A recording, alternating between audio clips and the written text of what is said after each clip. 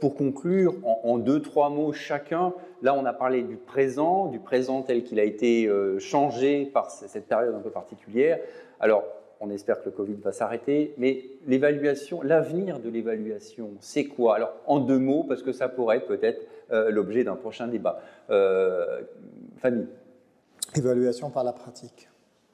Évaluation par la pratique et... vous savez, en fait, moi, je n'ai jamais autant appris de ma vie que depuis le jour où j'ai commencé à enseigner. Ça veut dire, le fait d'expliquer un concept, ça n'a rien à voir avec comprendre un concept. Et le fait de travailler ensemble, eh bien, ça pousse les étudiants à travailler ensemble et à expliquer les uns aux autres, en fait, et à avoir de la complémentarité.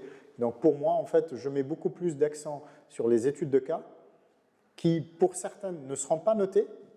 Elles sont obligatoires, d'accord, mais pour moi, c'est la plus importante. L'examen final, qui est un examen individuel, on le fait parce qu'il faut une évaluation individuelle, pour au moins 2 raisons. Parce que d'abord, les accréditeurs nous le demandent, mais pas seulement. Il y a une logique derrière.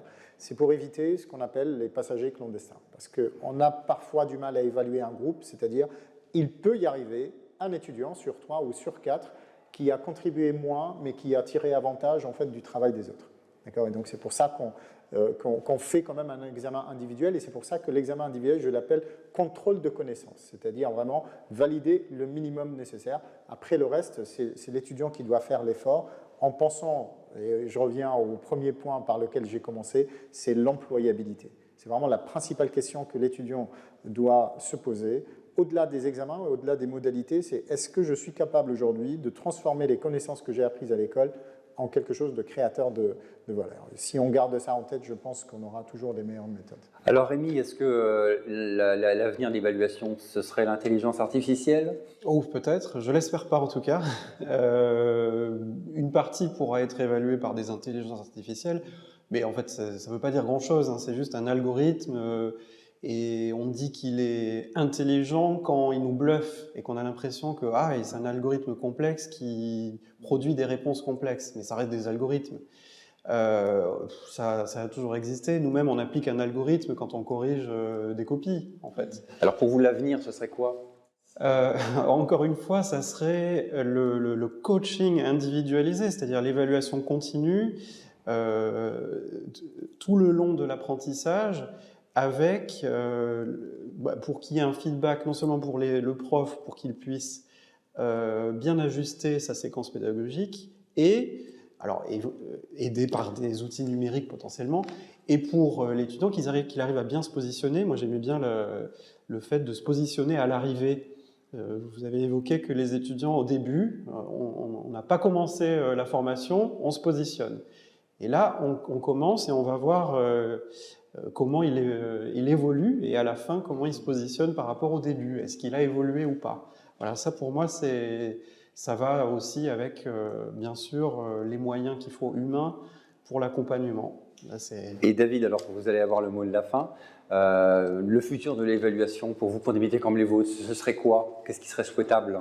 Les métiers comme les nôtres, de toute façon, resteront avec de l'humain, et les outils numériques resteront des outils. Mais effectivement, le maître mot, moi je pense que c'est l'un des premiers mots que j'ai utilisé tout à l'heure, c'est la compétence.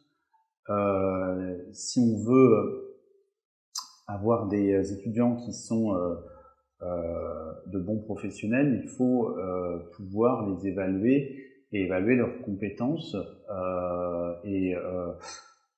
Effectivement, l'évaluation fait partie donc des formations, et ces formations, on peut les hybrider, on peut y apporter du numérique, on peut faciliter la formation des adultes et des étudiants quand on a différents types de profils.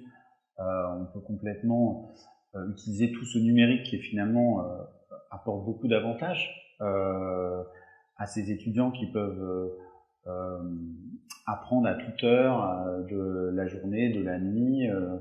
En fait, la disponibilité. Oui, la disponibilité des ressources.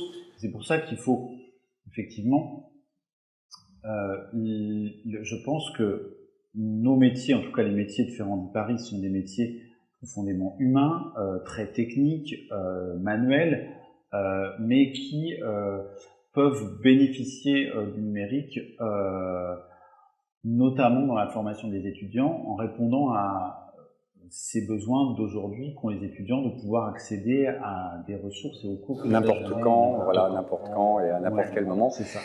Messieurs, nous arrivons à la fin de ce premier talk. Alors, je vous remercie à tous les trois d'être venus, d'avoir partagé votre expérience. Merci beaucoup. Et puis, je vous dis tous à nos spectateurs de venir nous retrouver à la Figitale et à très bientôt pour un prochain talk. Je vous souhaite une bonne journée à tous, une bonne année et à très bientôt.